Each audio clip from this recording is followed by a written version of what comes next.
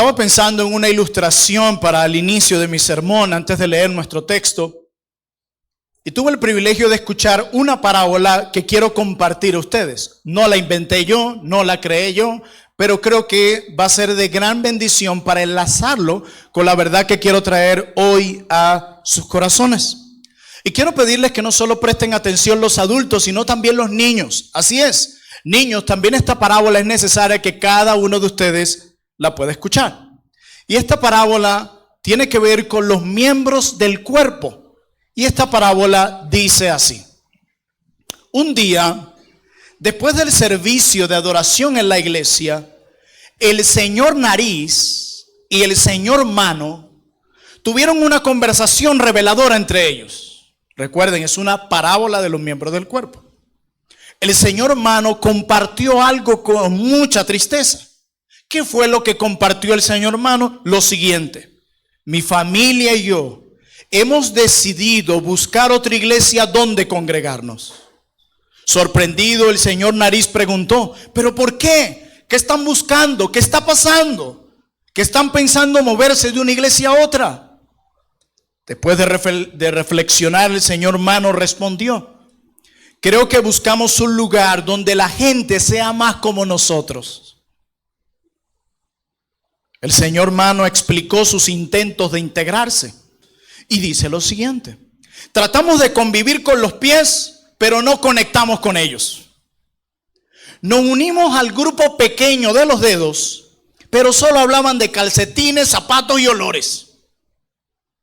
Fuimos a la escuela dominical para los miembros de la cara, pero ustedes solo hablan, escuchan, olían y gustaban.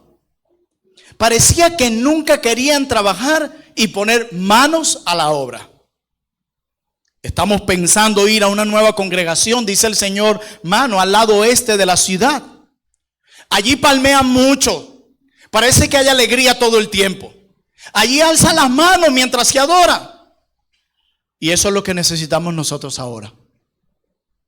La esposa del señor Mano se unió a la conversación y compartió su perspectiva. Ella dice que sentía que los grupos pequeños en esa iglesia eran exclusivistas. Pensaba que la música estaba pasada de moda. Consideraba que los programas eran un tanto bobos. Y no estaban del todo satisfechos con lo que se predicaba en esa iglesia. Además, mencionó que su hija Meñique no se sentía cómoda en el grupo de jóvenes donde todos eran muy diferentes a ella. El señor Nariz, aunque triste por la decisión, comenzó a sentirse incómodo. La conversación se había prolongado demasiado y el perfume de la señora Mano le provocaba ganas de estornudar al señor Nariz. Finalmente agradeció a la familia Mano y se despidió pensando: ¿quién necesita a los hermanos Mano? Aparentemente, ellos no nos necesitan a nosotros. Esta parábola, aunque puede sonar un poco graciosa, refleja una triste realidad de las iglesias de hoy.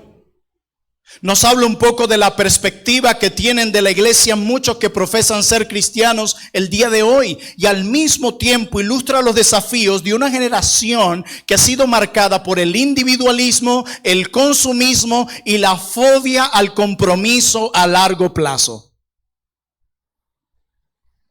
Hoy en día hay una tendencia de ir a la iglesia y buscar beneficios sin compromiso ni responsabilidad.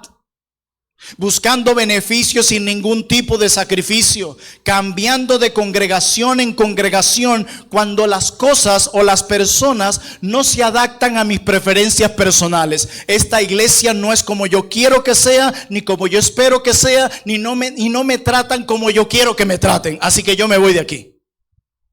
Y se terminan convirtiendo en turistas eclesiásticos. Sin embargo, esta actitud contradice la visión bíblica de la iglesia como el cuerpo de Cristo, la familia de Dios, donde todos estamos unidos los unos con los otros y nos necesitamos los unos con los otros y dependemos los unos de los otros. En lugar de ser menos espectadores o consumidores como el señor Mano y su esposa, cada miembro está llamado a contribuir activamente al crecimiento y la edificación de la iglesia. Por eso lo que espero argumentar para ustedes en esta mañana a través de Efesios 4, versos 1 al 16, es lo siguiente. Cristo se revela plenamente cuando cada miembro de la iglesia cumple activamente su papel único. Repito, Cristo se revela plenamente cuando cada miembro de la iglesia cumple activamente su papel único. Y quiero que lo veamos a través de 3 puntos homiléticos. En los versículos 1 al 16 vamos a ver la exhortación que nos habla de que necesitamos procurar la unidad para mostrar la plenitud de Cristo. Y vamos a ver la actitud con la que debemos buscar esa unidad. En segundo lugar, de los versos 7 al 12, veremos que necesitamos aprovechar los dones para mostrar la plenitud de Cristo. Y nuestro tercer y último punto, necesitamos la actividad de cada miembro para mostrar la plenitud de Cristo, de los versos 13 al 16. Así que sin más preámbulo, veamos nuestro primer punto. La exhortación y la actitud que se espera de nosotros aquí. Pero antes de eso, leamos nuestro pasaje. Efesios 4, versos 1 al 16. Dice: yo pues, preso en el Señor, os ruego que andéis como es digno de la vocación con que fuisteis llamados, con toda humildad y mansedumbre, soportándoos con paciencia los unos a los otros en amor, solícitos en guardar la unidad del Espíritu en el vínculo de la paz. Un cuerpo y un espíritu, como fuiste también llamados en una misma esperanza de vuestra vocación. Un Señor, una fe, un bautismo, un Dios y Padre de todos, el cual es sobre todos y por todos y en todos. Verso 7. Pero a cada uno de nosotros fue dada la gracia conforme a la medida del don de Cristo.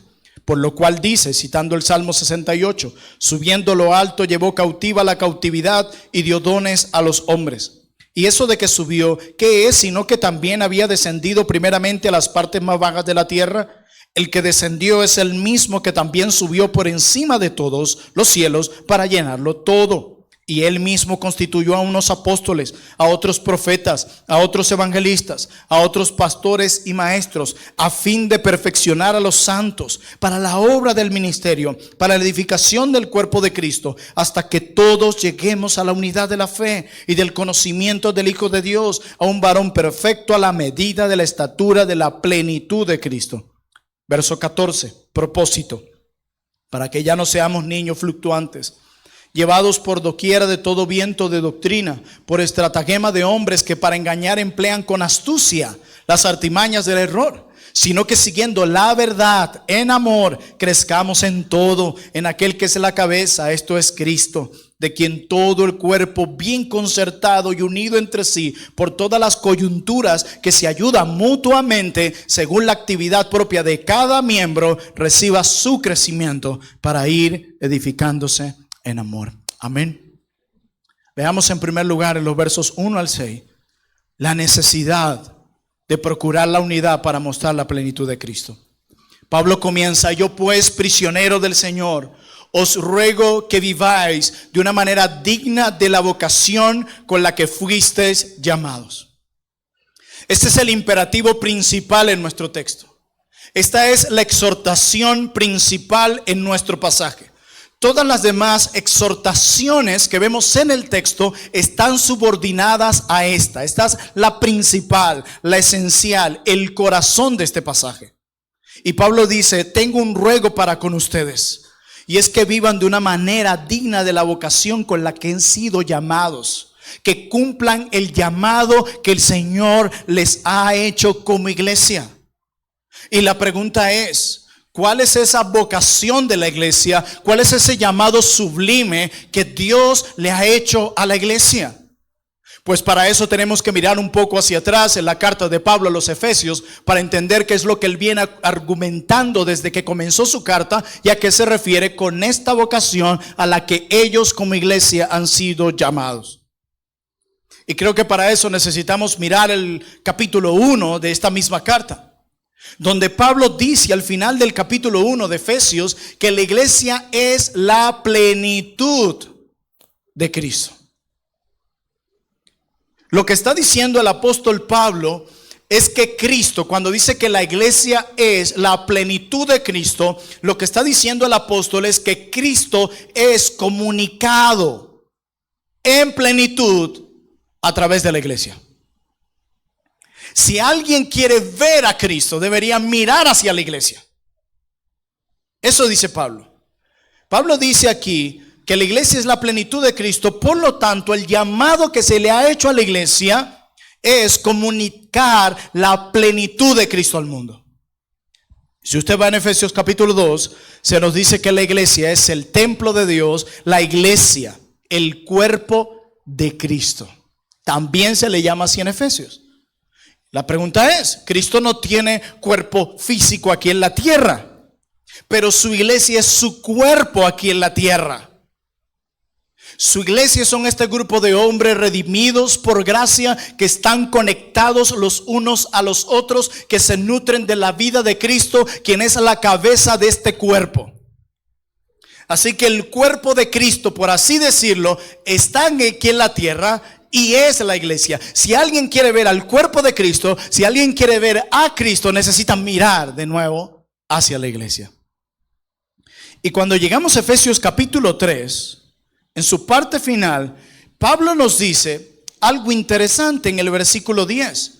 Dice, para que la multiforme sabiduría de Dios sea ahora dada a conocer por medio de la iglesia a los principados y potestades en los lugares celestiales. Ahora Pablo nos dice en el capítulo 3 que la iglesia existe de nuevo para dar a conocer la sabiduría de Dios en Cristo, incluso a las potestades en los lugares celestiales. En otras palabras, la iglesia es un medio de comunicación de la sabiduría de Dios. Si alguien quiere ver la multiforme sabiduría de Dios, necesita mirar de nuevo a la iglesia.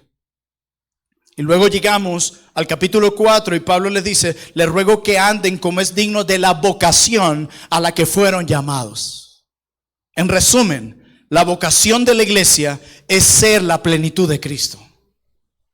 Es mostrar a Cristo aquí en la tierra e incluso más allá a los principados y potestades en los lugares celestiales. La idea aquí, como decía un siervo de Dios, es que si alguien nos ve aquí reunidos, si alguien nos escucha lo que estamos hablando, si alguien ve cómo nosotros actuamos, puedan ver a Cristo en medio nuestro. Eso es lo que dice Dios. Por eso la iglesia es tan esencial y vital para este mundo, a pesar de que un montón de cristianos estén negando la importancia de la misma. Solo este mundo e incluso los principados y potestades podrán ver a Cristo en la sabiduría de Dios únicamente en la iglesia, que es el cuerpo de Cristo en la tierra. Es como si la iglesia fuera la representación de Cristo en la tierra, la plenitud de Cristo.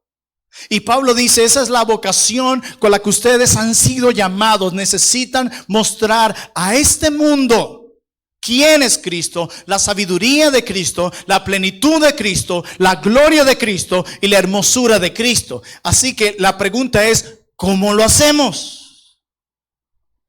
Si este llamado es tan sublime, es tan importante y tiene un impacto tanto en la tierra como en los lugares celestiales, ¿cómo hacemos esto? Pues Efesios 4 del 1 al 16 es el cómo.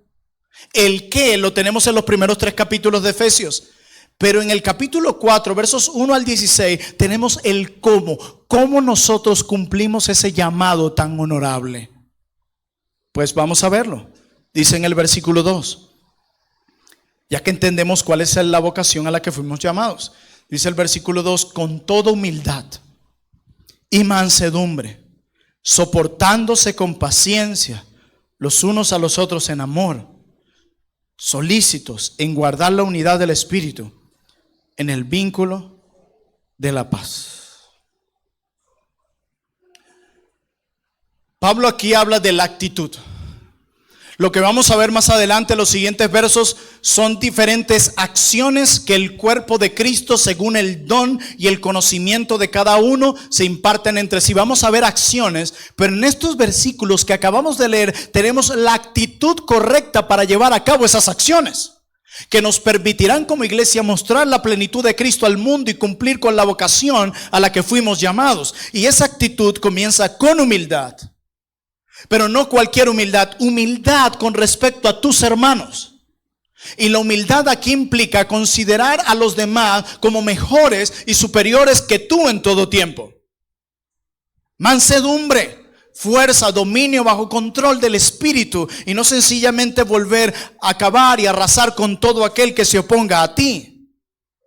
Con mucha paciencia entre ustedes, pero al mismo tiempo con mucho amor entre ustedes, para que esto pueda permitirles guardar la unidad, no crear la unidad porque ya han sido unidos por el Espíritu. ¿Por qué esto es importante?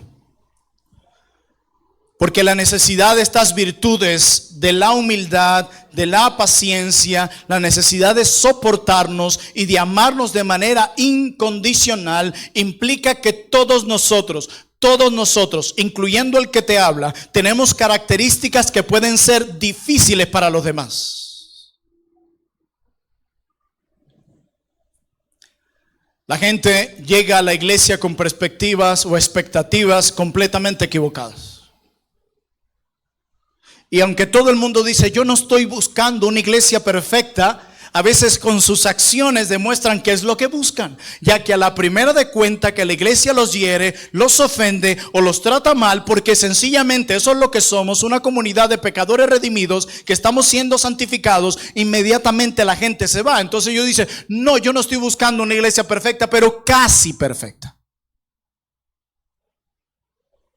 Y olvidamos algunos aspectos esenciales de cómo la Biblia misma habla de la iglesia.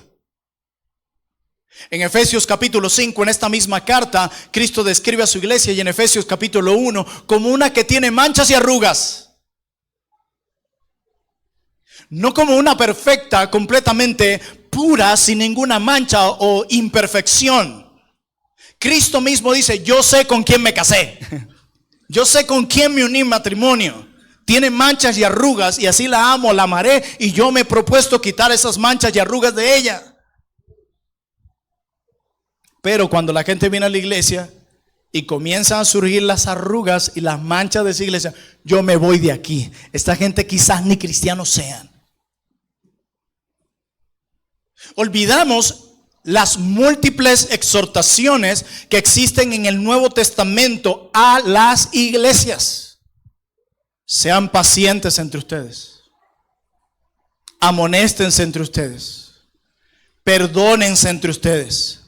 Ténganse misericordia entre ustedes. Ténganse paciencia entre ustedes. Ámense entre ustedes. Y me encanta como siempre lo dice el apóstol. Así como ustedes han sido amados, así como de ustedes se tuvo misericordia, así como ustedes Dios les ha tenido paciencia, así como Dios a ustedes los ha perdonado. O sea que Dios no nos está pidiendo hacer algo original o que no hayamos nosotros disfrutado, o algo para lo que estemos incapacitados. Si somos hijos de Dios, debemos y podemos perdonarnos, amarnos y tenernos misericordia.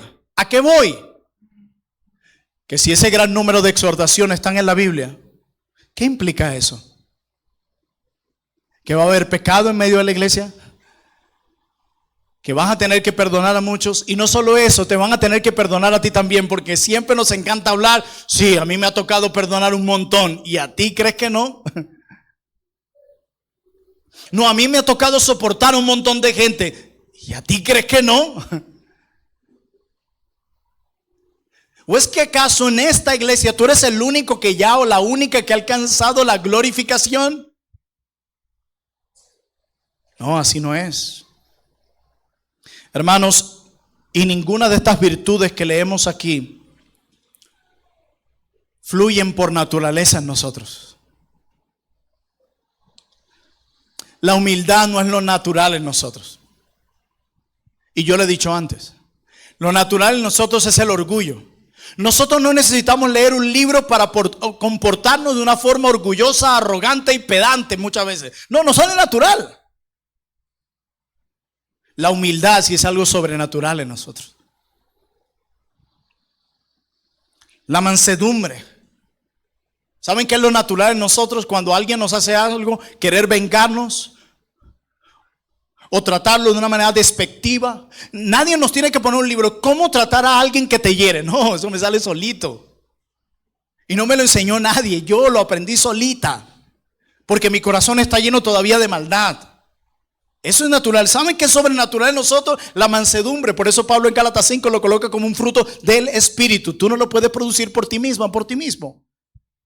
El soportarnos con paciencia. ¿Saben qué es lo natural en nosotros? La irritabilidad y la impaciencia. Ya yo no soporto más. Usted no sabe cuánto le he perdonado. Ya yo he aguantado demasiado. El amor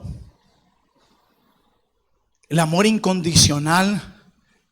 El amar incluso cuando un miembro de tu iglesia o tu pastor no lo merecen. Amarlo de la misma forma. Darle la sonrisa de amor, un abrazo de amor o tener un acto de amor con esa persona aunque no te haya dado razones para hacerlo, más bien toda la contraria. Eso no es natural de nosotros. Lo natural de nosotros es torcer los ojos, mirar de reojo o amar de manera condicional. ¿Saben por qué yo amo tanto a mi hermano tal? Siempre está ahí en mis momentos difíciles. Siempre sabe qué es lo que me gusta el día de mi cumpleaños. Siempre me escribe que ora por mí. Siempre me visita en mi casa. No sabes cuánto lo amo. Ese es amor condicional. Eso es fácil de hacerlo. Amigos míos que están sin Cristo y que si no se arrepienten y creen van al infierno, ellos aman así. Eso es fácil. Pero ¿saben qué es sobrenatural? Manifestar y mire, yo ese hermano, yo lo amo tanto. Y eso te consiente, que te regala, ¿qué hace? Cuéntame. Absolutamente nada. Por el solo hecho que es mi hermano y ha sido comprado con la misma sangre con la que yo fui comprado. Y que mi Cristo me llama a amarlo con esa misma forma que yo fui amado. Porque Cristo y Dios en Cristo me amaron aún cuando yo le di todas las razones para que me enviaran al infierno y me destruyeran. Y Él me ha dicho que ame así a mi hermano. Así que yo la amo a ella, lo amo a él, aunque he hecho todas las cosas para yo odiarlo. Ojo, y no decimos eso solo de manera superficial, porque a veces digo, sí, yo lo amo, sí, ¿por qué no? Dios me manda a todos a amarlo. Pero por dentro hay un odio y un resentimiento y como una incomodidad cuando ese hermano o hermana se te acerca. El amor incondicional, evangélico, cristiano, es sobrenatural en nosotros. Porque lo natural en nosotros es todo lo opuesto. Por esa razón es que para cumplir esta actitud, para cumplir con la vocación con la que hemos sido llamados y crecer en unidad, se requiere del evangelio. Ese evangelio que el apóstol Pablo, inspirado por el Espíritu Santo, ha desarrollado en los primeros 3 capítulos de esta carta. Ese evangelio, el que se arrepiente de sus pecados y cree en ese evangelio, ha sido salvo. Eso dice la Biblia. Y esto es importante porque a veces pensamos que solo la fe es necesaria para ser salvo. Bueno, creyó, dijo que sí creía en Jesús. Y en una cultura tan religiosa de nuestra época, donde muchos de alguna forma hemos tenido la influencia del catolicismo romano, cualquiera dice, ¿quieres ir al infierno o al cielo? No, al cielo.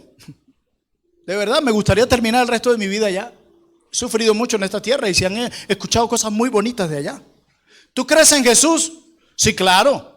Porque decir no creer en Jesús en nuestra cultura suena como una maldición que te puede venir. Pero habla del arrepentimiento de pecados. ¿Tú te arrepientes de todos los pecados que has cometido? Sí. ¿Contra quién? No contra mi vecino. No. ¿Contra quién realmente reconoce que has pecado?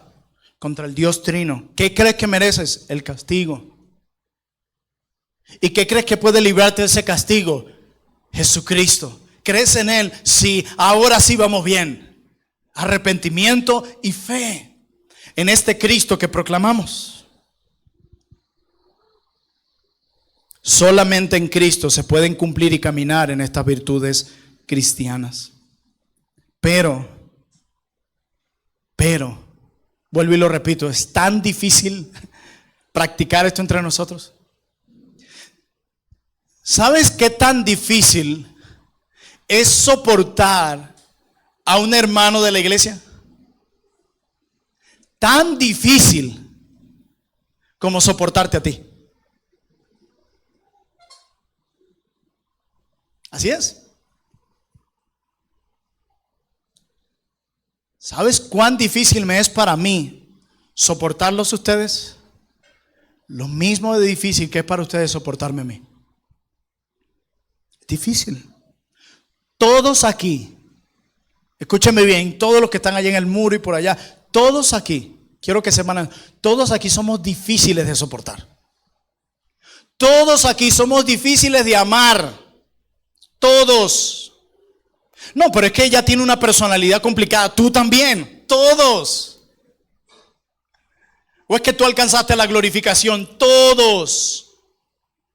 Por eso se requiere de una obra sobrenatural del Espíritu. Porque sin esa obra sobrenatural es imposible que yo te soporte y que tú me soportes a mí.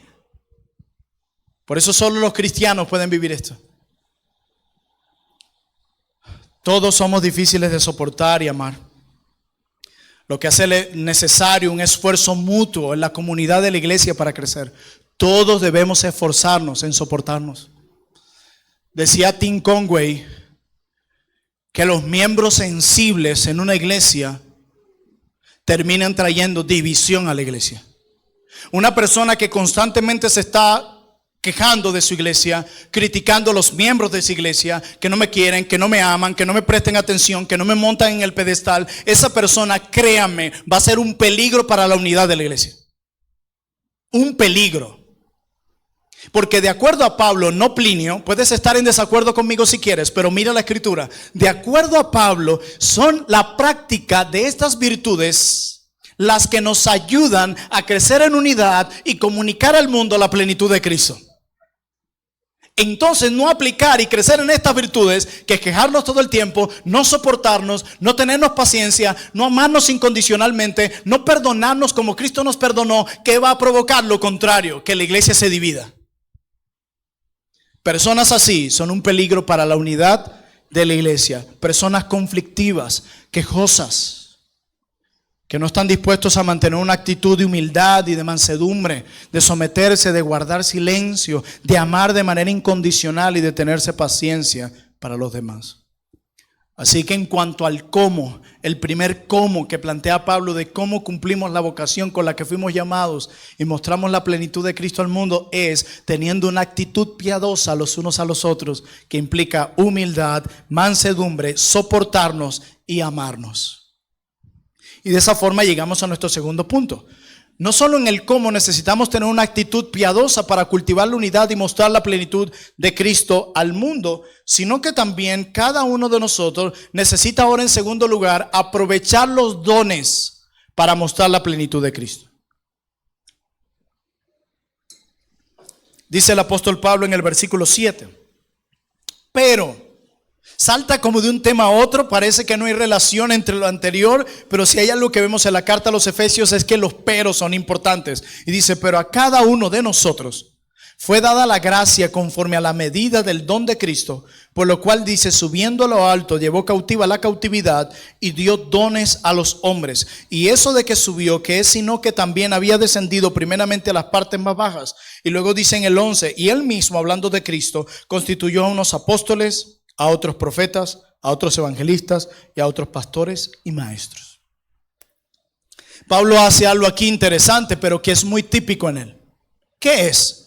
Tomar algún aspecto teológico, cita o alusión del Antiguo Testamento, traerla al Nuevo Testamento para fortalecer su argumento. Y es lo que está haciendo aquí. Pablo está trayendo una verdad teológica que se encuentra en el Salmo 68 y la usa aquí para probar su argumento. Y la pregunta es, ¿de qué trata el Salmo 68? Bueno, no tenemos tiempo para leerlo, pero yo se lo voy a explicar y usted en casa lo puede escudriñar. El Salmo 68, si usted lo lee, se va a dar cuenta que presenta una imagen, una poesía, que trata de dos montes. El Salmo 68, en forma de poesía, nos muestra cómo Dios habita en el monte Sinaí, donde se le había dado la ley al pueblo. Pero ahora nos dice el autor del Salmo 68 que Dios viene a habitar en otro monte, como lo desarrolla un siervo de Dios. ¿Y cuál es ese monte? De donde Dios pasa del monte Sinaí o de Basán al monte de Sión o de Jerusalén. Dios pasa de un monte a otro. El Salmo, de forma poética, sigo explicando, el Salmo 68, habla de una procesión que acompaña a Dios cuando bajó del monte Sinaí e iba al monte de Jerusalén. Y en esa procesión que va acompañando a Dios mientras va de un monte a otro, esa procesión estaba llena de cánticos, mujeres danzando y todo el mundo alabando a Dios. Es interesante lo que sucede en el Salmo 68. Pero sucede algo supremamente importante. Y es que Dios, para hacer el cambio de lugar del monte Sinaí al monte de Sión, primero tiene que vencer a todos sus enemigos. Entonces, ¿qué hace Dios? Dios vence a cada uno de sus enemigos que estaban allí ubicados en el monte de Jerusalén, los destruye a todos, los saca de ahí y comienza a vivir con su pueblo en el monte de Sión. Entonces el Salmo nos dice en ese mismo texto que luego que Dios vence a sus enemigos y los saca del monte de Jerusalén para él habitar allí con su pueblo, todos aquellos que fueron derrotados, incluso reyes, comienzan a rendir tributo al rey de Israel y le traen regalos y presentes al Dios victorioso. Ese es el escenario del Salmo 68. ¿Qué hace Pablo? Lo aplica a Jesús. Habla de su descenso y ascensión. Jesús, dice Pablo, es el que ascendió, pero ¿qué significa que ascendió sino que había descendido primero? ¿Cierto? Él fue el que descendió del trono para habitar aquí con su pueblo, de la misma forma como Dios lo hace en el Salmo 68. Y descendió incluso hasta las profundidades de la tierra, hasta la muerte, para luego ascender al trono de Dios, al templo de Dios, a la diestra de Dios y llenarlo todo. Eso es lo que sabemos de Cristo. Dice Pablo, el que descendió es también el mismo que ascendió mucho más arriba de todos los cielos para poder llenarlo todo. ¿Por qué digo todo esto? Hay conexiones, similitudes y contrastes entre el Salmo 68 y Efesios 4. Sucede algo aquí en Efesios 4 en comparación al Salmo 68. En el Salmo 68, cuando Dios vence a sus enemigos para pasar de un monte a otro y morar con su pueblo, son los reyes y todas las personas quienes le dan regalos a Dios, al Dios victorioso. Pero en Efesios capítulo 4 es Cristo quien, luego de vencer a sus enemigos para venir a morar plenamente con su pueblo, el que da regalos a su iglesia. No es quien recibe, sino el que da regalos, como termina el final del verso 8, y dio dones a los hombres, regalos a los hombres. Dios da regalos a su iglesia en Cristo, luego de su victoria, la cual logra que ahora Él more en su iglesia. Y esos regalos son los siguientes, en el verso 11. Apóstoles, profetas, evangelistas, pastores y maestros. Dios da regalos en Cristo a su iglesia. Luego de lograr la victoria, da regalos en forma de personas. Apóstoles y profetas, ya nosotros sabemos que ya no permanecen. Si no tenemos a pastor o pastor maestro. Y es por esa razón que más adelante la indicación a Timoteo y a Tito es a establecer no más pastores y apóstoles y profetas, sino pastores. Y es justamente allí donde da requisitos de cómo deben ser esos pastores. No da requisitos de cómo van a ser los profetas y los apóstoles, sino cómo van a ser los pastores. Y dice que deberían ser ordenados en cada iglesia. Y luego en cada una de las cartas siempre se elogia únicamente a los pastores y a los diáconos en esa iglesia.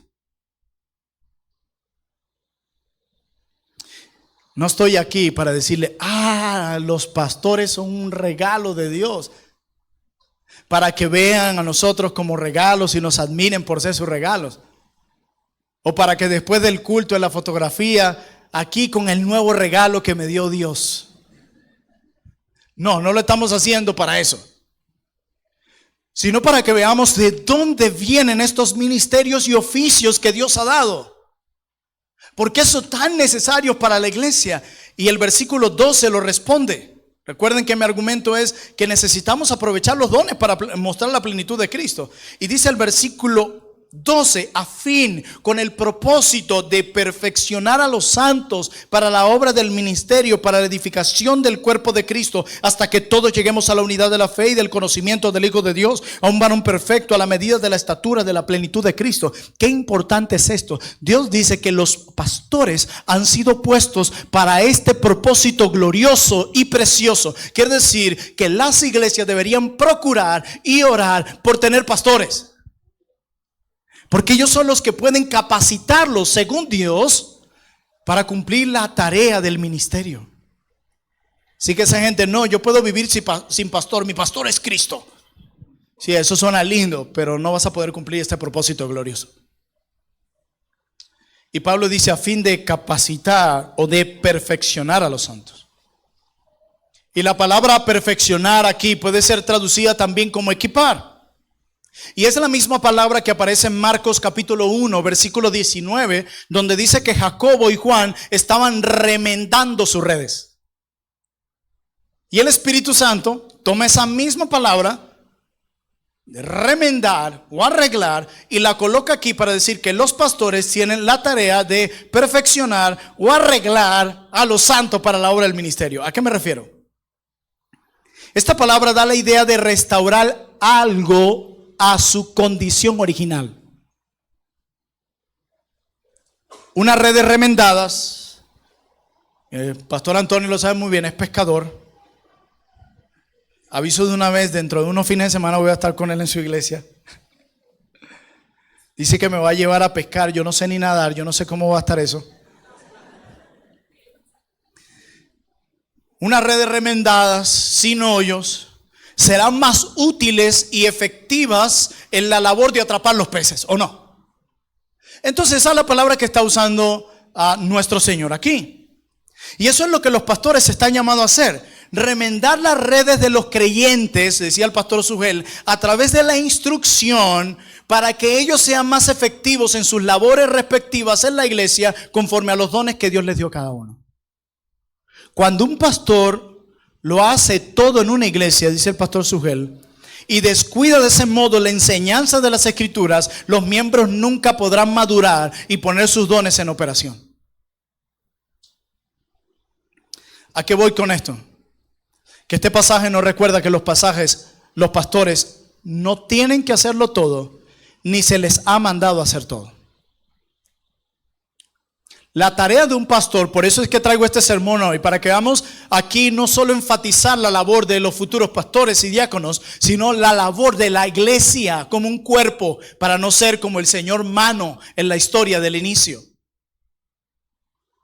Los pastores están para equiparte por medio de la verdad. Cada domingo tú vienes aquí para ser equipado, remendado, para cumplir tu propósito original de acuerdo a los dones que Dios te dio. Si tú cada domingo vienes aquí y estás siendo equipado, se te está predicando la verdad, yo quiero que tú sepas que tú estás siendo pastoreado. Y digo esto y es importante porque muchos pensarán, wow, viene un nuevo pastor y vienen 4 diáconos. Ay, Señor, por fin vamos a descansar. Ahora ya vamos a tener que cuando en el grupo mencionen que alguien está enfermo, ay, ya sabemos quién lo va a visitar. Ay, cuando alguien necesita algún apoyo económico, ay, Señor, gracias, ya sé quién lo va a visitar. Ya sabemos que cuando alguien se comienza a desviar de la fe, wow, ya sabemos quién lo va a visitar y podré descansar. Y esa iglesia que la Biblia llama el cuerpo de Cristo sufre con una especie de parálisis, donde una sola parte del cuerpo está en movimiento y la otra inmóvil, inservible. Y después tenemos pastores agotados, destruidos, y nos preguntamos ¿por qué? Estos hombres no serán puestos hoy aquí para quitarte tu labor. Estos hombres han sido puestos y dados por Dios para capacitarte para que tú como miembro del cuerpo de Cristo y de la familia de Dios, cumplas tu labor de llevar un proceso de Mateo 18 cuando corresponda, de amonestar a los ociosos, de dar ánimo al desanimado, de visitar al que está enfermo, de buscar a aquel que no está viniendo por diferente razón, de cuidarse los unos a los otros. Dejemos de estar cargando a nuestros pastores y diáconos de aquello que es nuestra responsabilidad. Ellos no están aquí para quitarte tu labor, sino para capacitarte para que ahora trabajes más. En una ocasión alguien muy angustiado llamó al pastor Paul Tripp de noche y le dice: pastor, te necesitamos ya. ¿Qué pasó? El hermano fulano de tal está mal, está atravesando por esta situación. Ok, ¿y qué han hecho? Bueno, fuimos a la casa, oramos con él, le ministramos la palabra, le animamos y el día de mañana vamos a visitarlo. Así que te necesitan, pastor. Y él le dice: no, ya no me necesitas, hermano. Tú estás haciendo lo que Dios te mandó a hacer. Y si el pastor no va esa noche, sigue siendo un buen pastor. Porque cada miembro del cuerpo está haciendo lo que le corresponde. Claro, es más fácil dejar que el pastor se llene de insomnio esa noche, de estrés y de angustia. Y bueno, ay, ya le mandé el mensaje, ahora sí, a dormir. O a terminar de ver mi serie. Que vaya él y sufra. Las iglesias así mueren tarde o temprano. Y los miembros de esas iglesias se comienzan a convertir en perezosos, evadiendo responsabilidades. ¿Y sabes qué es lo que pasa? Cuando un solo hombre es el que amonesta, cuando solo un hombre es el que lleva proceso Mateo 18, cuando un solo hombre es el que visita, cuando un solo hombre es el que alienta al desanimado, no solo se agota, como acaba de decir una hermana aquí adelante, sino que estamos mostrando un modelo completamente diferente al que Dios estableció, un modelo nuevo. Parece una especie de monstruo raro que no puedes concebir en ninguna de las páginas de la Biblia. Así que Dios te dio dones para capacitarte, para que tú hagas tu trabajo y así mostrar la plenitud de Cristo. Nuestro deber es capacitarlos y el deber de ustedes es dejarse capacitar.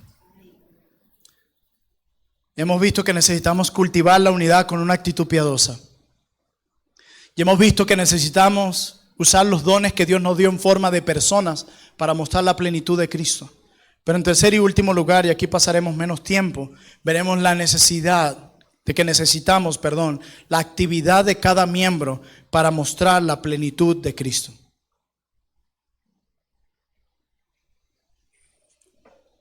Dice el verso 13: hasta que todos lleguemos a la unidad de la fe y del conocimiento del Hijo de Dios, a un varón perfecto a la medida de la estatura, y de nuevo repite, de la plenitud de Cristo. Una palabra que Pablo le encanta usar en Efesios. ¿Cuál es el propósito final? Para que ya no seamos niños fluctuantes, llevados por doquiera de todo viento de doctrina, por estratagema de hombres que para engañar emplean con astucia las artimañas del error, sino que siguiendo la verdad, está hablando de los miembros, no de los pastores, que siguiendo la verdad en amor crezcamos en todo, en aquel que es la cabeza, esto es Cristo, de quien todo el cuerpo, hablando de toda la iglesia, no algunos en el cuerpo, dice todo el cuerpo, bien concertado y unido, todo el cuerpo, entre sí, por todas las coyunturas, que se ayudan mutuamente, no solo habla de los pastores, está hablando de los miembros, que se ayudan mutuamente según la actividad propia de cada miembro, recibe su, de nuevo, crecimiento para ir edificándose en amor. Hermanos, la actividad individual de cada miembro contribuye a la unidad general del cuerpo de Cristo y contribuye al crecimiento del cuerpo de Cristo. ¿A qué digo esto?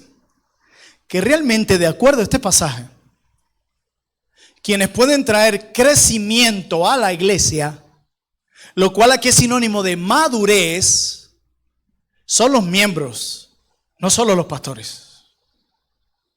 ¿Qué quiere decir eso? Que si tú dices, yo estoy en una iglesia inmadura, es culpa tuya. Es más fácil siempre buscar el culpable en otro lugar. Pero de acuerdo a este pasaje es tu culpa. Porque solo cuando los miembros reciben todo aquello con lo que son equipados por sus pastores maestros y se lo imparten entre ellos según la actividad propia de cada miembro, es que la iglesia va a madurar. ¿Eso qué quiere decir? Que tu inactividad y poco interés por el cuidado de tu iglesia local te estás volviendo, aunque no lo sepas, una especie de estorbo y tropiezo para el crecimiento y la madurez de tu iglesia. Tú eres responsable de que tu iglesia madure. Por eso una vez mi hermano Alex Figueroa compartía un mensaje acerca de aquellas personas que se van de la iglesia porque dicen que no le amaron. Y él dice, pero ¿por qué no te quedaste a enseñarnos a amar? Ya que tú sabes tanto de amor, quédate y enséñanos. Nos hemos olvidado que todos nosotros contribuimos de una manera especial y hermosa para la madurez y el crecimiento de nuestra iglesia local. Esa idea clericalista, católica romana, de que un solo hombre lo hace todo, debemos acabar con ella de una vez por todas. Necesitamos que cada uno en la iglesia haga lo suyo. Eso implica el uso de los dones particulares de cada miembro, la actividad individual de cada uno de ustedes según los recursos, oportunidades y dones. Contribuye al crecimiento colectivo que nos lleva hacia la madurez de Cristo. Hoy, en un día de ordenación pastoral y diaconal, necesito recordarles esto. Necesito darles esta exhortación. Hoy en día, lamentablemente, las personas van a la iglesia buscando que el pastor se convierta en una especie de padre para ellos. Y no está mal que en algunos aspectos mostremos el cariño de un padre. No sé si me entiende. Cuando digo de un padre me refiero a que quiere que esté ahí en sus cumpleaños, en las bodas, aniversarios, cuando se golpea el dedo pequeño con la pata de la cama, cuando llega un momento de alegría y celebración. En todo tiempo yo quisiera voltear y verlo ahí. Resulta que el resto de la iglesia está esperando lo mismo. Y si él no lo hace, él es un mal pastor. Y esas mismas personas que demandan esta clase de tiempo, porque son personas muy demandantes, ellos no ofrecen de esa misma manera su tiempo y energía para con otros. El pastor no es una especie de coach. No sé si se digo bien así, si no, ustedes me entienden. Para que me ayuden a pagar el cursito. Y él tiene que estar ahí siempre. Cuando no esté, que el teléfono suene 2 de la mañana, 3, como si fuera una especie de médico. Así no funciona. Pero al mismo tiempo, cuando este hombre nos damos cuenta que no está cuidando de su alma y de su familia, fuera de aquí. O como dice Brian Croft, el reto que tiene alguien que va al ministerio pastoral es tremendo, porque con un solo disparo, usaba él la palabra, ya alguien puede ser descalificado. Si tú por alguna razón eres hallado un miembro no irreprensible, puedes ser exhortado, disciplinado y te arrepientes, vuelves a tus labores de miembro. Pero si un pastor falla en esto, es descalificado de por vida en muchos momentos. Uno solo. Esta semana nos dolió mucho el evento sucedido con un pastor a quien estimamos mucho. Y yo sentía como que estaba en una especie de luto de alguien que ha sido de tanta influencia por años. Pero al mismo tiempo mi dolor se acrecentaba porque la semana anterior había escuchado de 2 pastores cercanos en Latinoamérica que habían caído por el mismo pecado. 3 pastores en una semana. Era como decía una vez un autor: iglesias, jamás olviden que Satanás odia a tu pastor. Mi hermano Rubén Ciso, a partir de hoy, su foto se coloca en la primera parte de la cartelera de Satanás y es su siguiente blanco, él y su familia. Esa es una realidad. Entonces el pastor tiene que lidiar con los ataques de Satanás, la presión de la iglesia, el cuidar de su alma y de su familia, mientras que el cuerpo de Cristo, como muchos, solo se vuelven espectadores.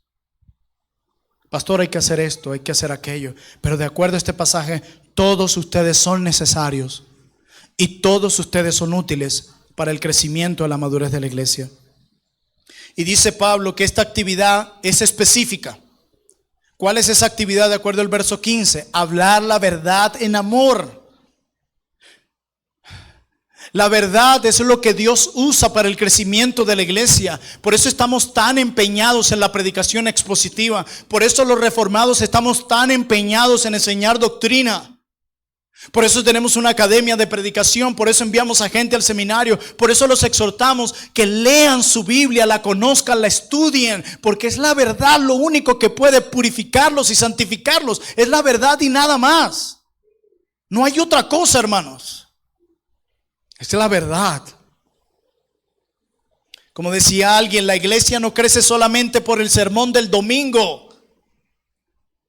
Algunos vienen y solo abren la Biblia el domingo, pero la iglesia no crece así.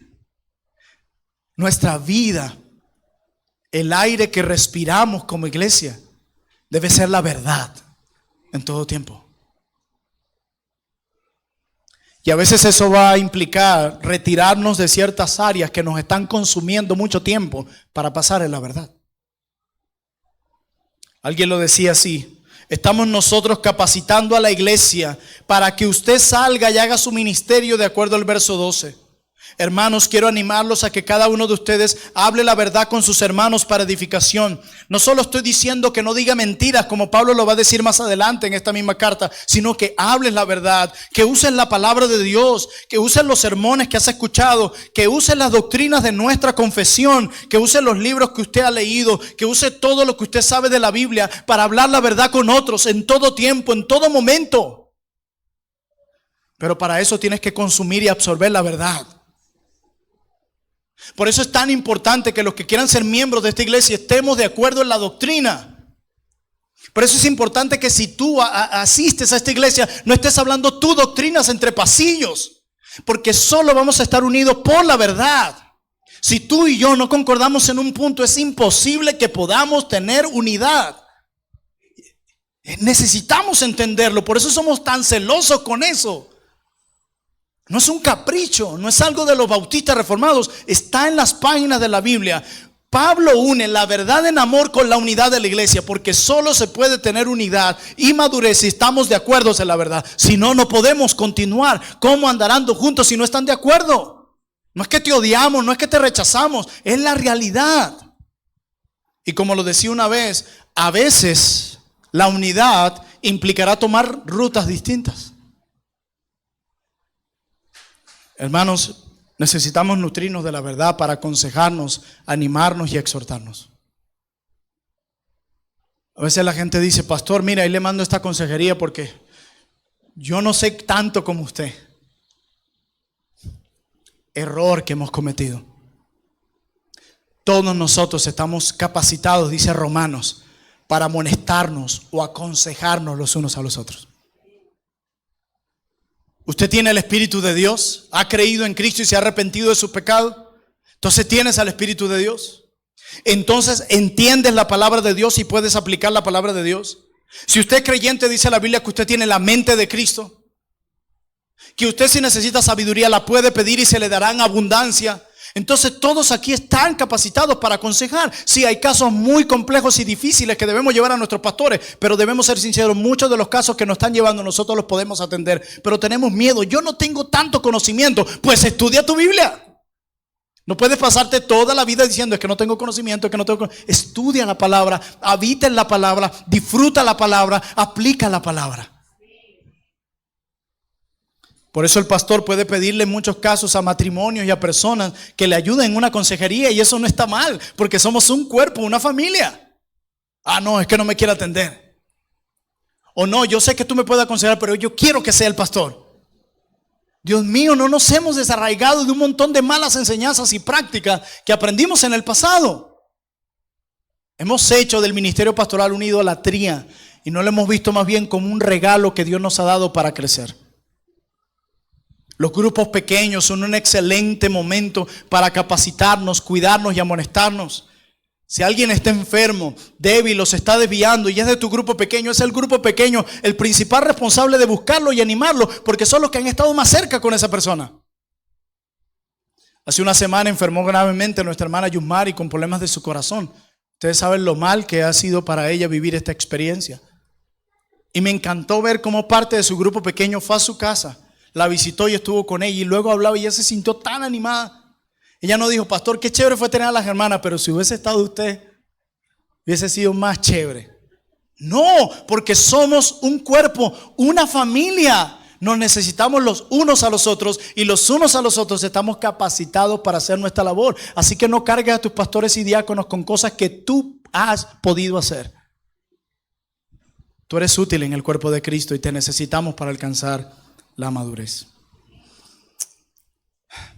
Quiero cerrar con esta oración. Yo les he dicho a ustedes desde que comencé mi sermón que Cristo se revela plenamente cuando cada miembro de la iglesia cumple activamente su papel único. Y les he dicho que en cuanto al cómo cumplir eso, necesitamos procurar la unidad con una actitud correcta, de humildad, amor incondicional, soportándonos. No podemos ser de los que nos molestamos rápidamente y tiramos la toalla rápidamente, soportándonos.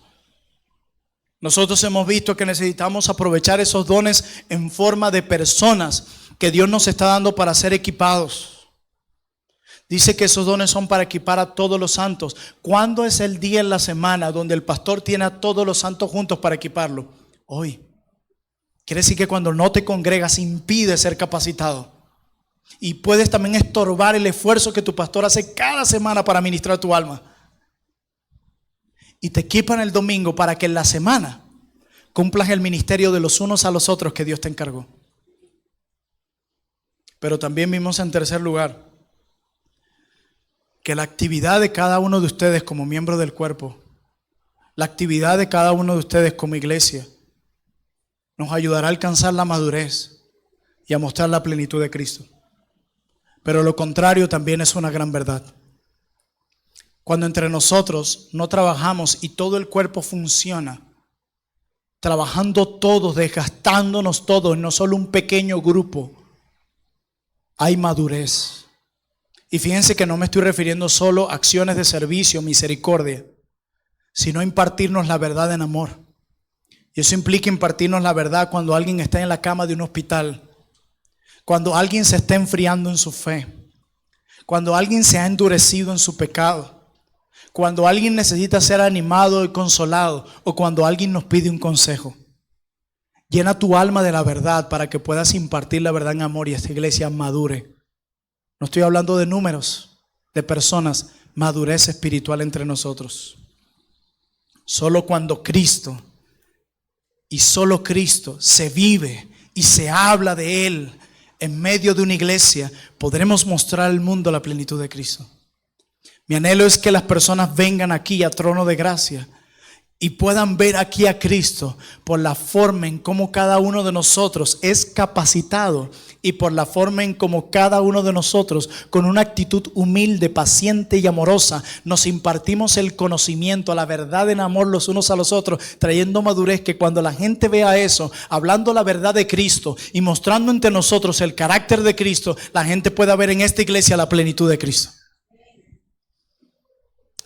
Hay una oración que escribió San Patricio hace muchos años y quisiera leerla y culminar en esta mañana. Y esta oración dice así: Cristo, sé mi escudo hoy, Cristo conmigo, Cristo delante de mí, Cristo detrás de mí, Cristo en mí, Cristo debajo de mí, Cristo sobre mí, Cristo a mi derecha, Cristo a mi izquierda, Cristo cuando me acuesto, Cristo cuando me levanto, Cristo en el corazón de toda persona que piensa en mí, Cristo en la boca de toda persona que habla de mí, Cristo en todo ojo que me ve, Cristo en todo oído que me escucha, Cristo en todo lugar, en la forma en cómo vemos a los demás, Cristo, en la forma en cómo escuchamos a los demás, Cristo, en la forma en cómo tratamos a los demás, Cristo, en la forma en cómo hablamos con los demás, Cristo y solo Cristo. Y mi anhelo es que podamos comunicar a Cristo en todos los aspectos de la vida de esta iglesia, siendo equipados y usando los dones que Dios nos ha dado para traer madurez y mostrarles al mundo la plenitud de Cristo. Como decía, estos hombres no están aquí para sustituir tu labor, sino para equiparte a hacer tu preciosa labor. Que hoy podamos celebrar juntos que Dios nos ha concedido pastores y diáconos, pero que también podamos salir comprometidos juntos y decir en qué área como miembro de esta iglesia he sido deficiente, en qué área he sobrecargado a mis pastores y diáconos y he tratado de evadir mi propia responsabilidad, en qué área he dejado de desconfiar que Dios me ha capacitado para ayudar a mis hermanos, para impartirles la verdad. ¿En qué momento he dejado de confiar en la sabiduría que Dios ha dado a mis hermanos para que ellos me aconsejen, me animen y me amonesten? No según mis preferencias, sino según la verdad que nosotros hemos leído y explicado a través de la palabra de Dios. Amada iglesia, que podamos mostrar al mundo la plenitud de Cristo en la forma en como cada uno cumple el rol único que Dios le concedió. Permítanme orar. Bendito Dios, gracias. Gracias por mi iglesia, pero también gracias por las iglesias aquí representadas. Gracias porque has tenido mucha misericordia de nosotros. A pesar de todos los ataques, problemas y tristezas que toda iglesia debe enfrentar, tú siempre nos has mantenido unidos y nunca esta iglesia se ha dividido. No permitas que esta iglesia se divida nunca. Presérvanos, manténnos juntos como familia, amándonos, soportándonos, perdonándonos, amándonos de la misma forma como tú nos has amado, teniéndonos misericordia, paciencia los unos a los otros, hablando siempre bien el uno del otro, aunque esté presente o no, siempre podamos hablar bien de nuestros hermanos y procurar el bien de nuestros hermanos, porque estamos unidos a ellos. Por lo tanto, hacerle algún tipo de mal a ellos es hacernos un tipo de mal a nosotros mismos. Ayúdanos a reconocer la función del ministerio pastoral y diaconal y a no poner cargas en nuestros pastores y diáconos que nos corresponden hacer. Ayúdanos a evitar ese clericalismo que endiosa a los pastores, que los agota y los destruye. Y danos pastores y diáconos con un corazón humilde, sacrificial, que amen a tu pueblo como tú lo amas, aún en medio de sus imperfecciones, y que puedan servirlos de manera abnegada mientras cuidan de su propia alma y familia. Bendito Cristo, también provéeles pastores y diáconos a las iglesias aquí representadas, hombres que cuiden de estos pastores. Pero mientras esto sucede, haz consciente a sus iglesias del rol tan importante que ellos tienen como miembro de traer madurez y crecimiento a su propia iglesia local. De recordar que este cuerpo no solamente unos miembros deben estar en movimiento, sino todos contribuyendo con el reino de Dios. Oh bendito Padre, ahora que pasamos al tiempo de ordenación pastoral y diaconal, guíanos y que uses el último himno para ministrar nuestras almas y para que, como decía San Patricio, Cristo en mí, debajo de mí, sobre mí, dentro de mí, que en todo Cristo abunde, en la forma en cómo vemos, sentimos, pensamos, hablamos, oímos. Siempre Cristo impregne cada cosa que hacemos y que somos. Te lo pido en el nombre de nuestro Rey Jesús. Amén.